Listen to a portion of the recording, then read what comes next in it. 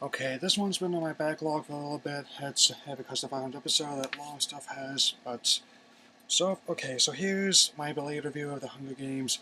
Catching Fire. Here that I can say I enjoyed it very much since I enjoyed the first film quite a bit, and in the process of rereading the second novel, see what points that things finding points right since. Once again, and Jennifer Lawrence and performs amazing performances. Katniss everything to go on fire at female character I very admire very much, and well, just how determined she is. That she's looking out for everyone. That even in the midst of the capital, and just seeing, and also just realizing since now that there are two winners, that things definitely got more intense. That conflict is definitely say has gotten much more intense now, because not just because of of President Snow probably wants to become Donald Sutherland and becoming much more involved in this whole thing, and especially since and together that he'd actually had lots of presence in the books, but Donald Sutherland actually wanted on a bigger part because he was intrigued by character, and here we are. And that Francis Lawrence definitely he did direction style and gave us. I mean, a couple of things have survived from the first one, like say shaky camera for the MPA sign off on the premise of the film and took it a piece of the team, make it the most accessible at fans, but and something more elaborate epic sets the capital as well as just everything so just really like the set design, all the elaborate costumes to hell that every trinket is returned, also that she got this dress made of butterflies. I mean, it's just completely strange that so these many of the lower ranking people that many of the new members in the capital's army that got a lot more brutal in their tactics trying to keep the other districts in line, and as I imagine that minor spoiler for people who haven't read the book or seen the first movie, that or things that Seneca Crane did eat the poison berries. And I have a new gamekeeper. I don't remember the character's name, but him in the book or the film. But he was played by Philip Seymour Hoffman, and actually is taking things very differently since. As well, I noticed that Seneca is definitely more by the book. That he only mentioned the conditions is when something that. But this new Who gamekeeper is much more unpredictable, and even this is personally is a point that I make. Anyway, this premise is that it goes around a lot. It's quite common to be honest how that, but even if these characters a lot of them are going to die, that I expect to have some sympathy with them. That I can at least find some of the characters I like since, and as a reprisal of Rue's theme, of the Mockingjay theme since, and still, that really, I mean, that hurt, nothing more to spoil that, but that definitely the first one in the book was very emotional, and still maintained solidarity with District 3 because of that, and I was definitely very moved by that scene being called back to in this film, and on that. And I'm not going to give away the ending per se, since I'm already not sure how people are going to react to having read the book or seen the movie because of the whole thing, but let me just say that it had to be one of those explosive endings that it's definitely a contender for my favorite movie this year here because of that, largely because it just ends on such a very downbeat note. I mean, that's all I can give you out since the whole aspect of dystopian fiction about people fighting to the death is definitely not going to be expecting to be lighthearted in any form, but wow, it's supposed to mean it's all like in the book. It's like to be concluded Mockingjay, and in this movie it's like more like to be continued in Mockingjay Part 1, and so like they did with the final Harry Potter and grudgingly the last Twilight, that they're making it two movies because of how big the last book is. I mean, I haven't even finished reading Mockingjay yet. I mean, I've only read the first half, but thankfully because it's being split into two halves, that first one's coming out next November. Here is some time to finish it, and I can never say it was necessarily a very good movie that I definitely recommend seeing if you haven't already. That's once again, I expect to do as good, if not better, than the first film. So, please remember that's massive box office success, and that's definitely on sure footing for this whole film. That rendering my verdict, going to give this movie 3.5 stars out of 4. That by now I would have liked to have seen the Hobbit, Unexpected Journey. I mean, Destination Smaug, Thor: The Dark World, and Ender's Game, but I wasn't able to see Ender's Game in time for it left most of the theaters. Here's an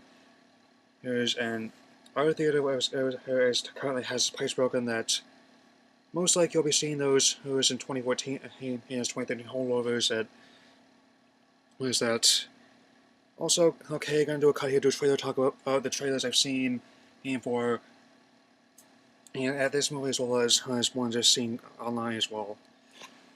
Okay, now a bit of trailer talk. I mean that, of course, I wanted to see Destination Smaug, and naturally the trailer really showed that how that the theater in front of Cancer Fire was great. That I'm curious to see how the book is translates to live action as well as the Benedict Cumberbatch has his performance as Smaug, that voicing Smaug, that and also the return of Orlando Bloom's Legacy. I personally, I like that character in that. I'm definitely, but I'm actually trying to reserve my opinion for when, and I actually see the film. And my brother saw it not too long ago with a friend, and he seemed like I could find that. And but he told me something that might he dissuade me. But anyway, okay. So next one, that's not there's showed about 3 trailers. This I Frankenstein that it might be interesting. That actually I have not seen some of the darker takes on fairy tales that they've actually put out, that classic books that like I have not seen the Underworld films, I have not seen Jack and Giant Slayer. That I bet I used to saw a trailer Jack Slayer that the whole audience laughed when they saw it, so they pretty much got a lot of people stay home. That and then to say me that pretty much just showed that movie bombed right there. That and that Hansel and Gretel Witch Hunters, I've not seen that yet either. That actually I'm wondering how it'll take on the book, since when I had my film studies class, one of the first things we discussed is how characters change in adaptation, how that, of course, we discussed the monster as well, that how that it changes to suit the needs of time period, and that, I believe in one of my videos, the leading of Hogan Origins, that actually discussed how they made interpretation that suits Batman as an example of that case as well, and all that. And still planning to do my Superman marathon, just the Salvation Man of Steel is how the characters can change depending on how the director views them, how the time period views them. That Divergent, that's another one that's notice another thing that Hunger Games kicked off is that there's a lot of people making more young adult book adaptation to cash in, kind of that. But I'm actually not holding too much over it, since I actually could not get a grip on the whole what was going on, since I've never read the book. But naturally they've actually had very few so far. Maybe the book is better, I don't know, but right now I would not be convinced to see the movie at all, since I'm still trying to remember what the whole thing was going on since. But right now, just to let you know that since beautiful creatures, that tanks, more instruments, tanks, and the host, so that's 3 stillborn franchises. I just trying to get young book adaptations out there, and even Ender's Game, which I was really looking forward to, that even though it opened at #1 and quickly put it out once Thor, Hunger Games, Catching Fire, and then Destination Smaug came around, that I still want to see it though, but it's going to be hard pressed to find a theater to see it. And regarding other things, I think trailer Captain America Winter Soldier, that looks incredible. That since I know it turns out that you might be able to get away with maybe missing Thor or the Dark World, but Kevin Feige actually said you would actually need, in order to understand the Avengers origin of you need to see when you start to see what's going on. Since I'm just letting you know right now that Captain America is definitely one of my favorite Marvel heroes, if not my favorite, since just the story is so fascinating. Also, notice this arc in the movie also making was kind of just showing how since first Avengers pretty much setting up the character, how he first appeared, and Avengers just one phase of kind of adapting to a changing world that not after being thought, and Winter also definitely going to be a bigger step in that. And there's a few Captain America comic stories I've read, meaning that mostly it's going to be based on the Ed Brubaker stories, ones the Ultimate Universe. That's the Ed Brubaker stories. Thankfully, at the library, I could check them out. How get them read before I start going. And that maybe I could just find some trades the alternate ones. It's just only that. So I prefer method reading comics. If I'm not reading it online, just look for the trades that all these just collect in just one handy book format and nice hardcover so it's not damaged easily when hitting on. Anyway, going that Amazing Spider-Man 2, who that even though some people had trouble with my review of the last movie, first Amazing Spider-Man, I just say that I didn't think it was amazing by any strokes. That I was passable anyway. That I personally do not think that it was better than the Raimi films. It was definitely better than Spider-Man 3 to be sure, but as for the first two, that's kind of my running sketch head to things, and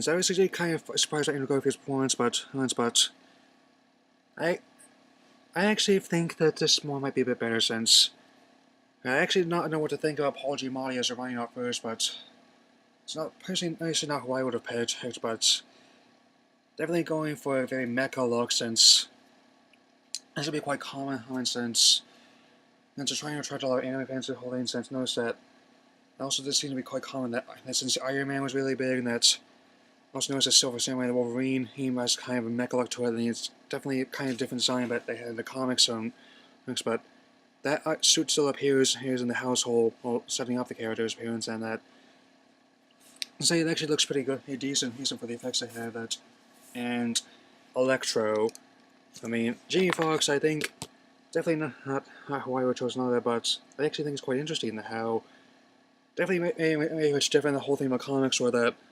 Next where actually managed to make the electricity pulse his body. I mean, managed that spectacular Spider-Man show they had a while ago. That's pretty good. That also went with that approach as well. That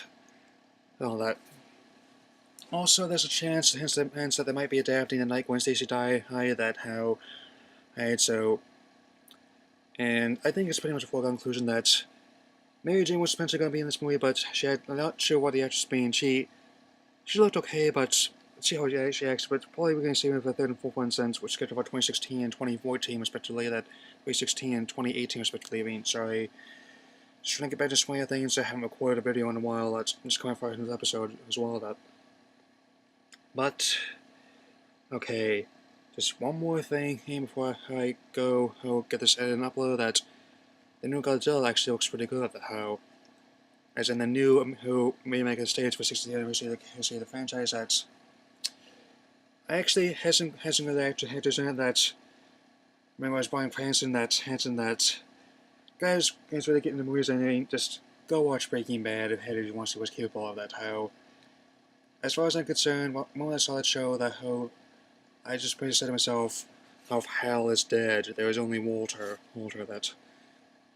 Not Walter and anything notwithstanding, but I definitely think he'd definitely do well in this movie. Is that playing scientist? Also, he's potentially being tagged to play Lex Luthor and Batman vs Superman, but that's not important right now. That's definitely going into some of the darkest tones of the original 1954 them in Stage Japan Gojira. I still want to see that before I go see this movie. That's definitely trying to make people forget about the whole that crappy 1988 movie that Roland McMahon.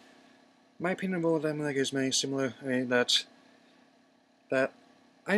his movies kind of be hit or miss. I mean, my favorite one had to be Independence Day since generally they tend to be he had a writing of B movies, but production was of blockbusters. And this it turns out there's a virus scan and it takes place that it's just not gonna look at it right now, but also just check a moment. And even the design of monsters kind of short and fog that is actually it's not a giant Zilla lizard that it actually looks kind of like they actually try to adapt have design as well as make it look good. That how I understand those effects of the Zilla may have been pretty good in 1998, but now I think my PlayStation he's improved more realistic looking in things in monsters. How that and that's all for now. I'll see you later, and definitely looking forward to 2014. Gonna have some nice videos planned for that, even when I'm planning on starting school again soon. I'll try to get my backlog finished, and I'll see you later.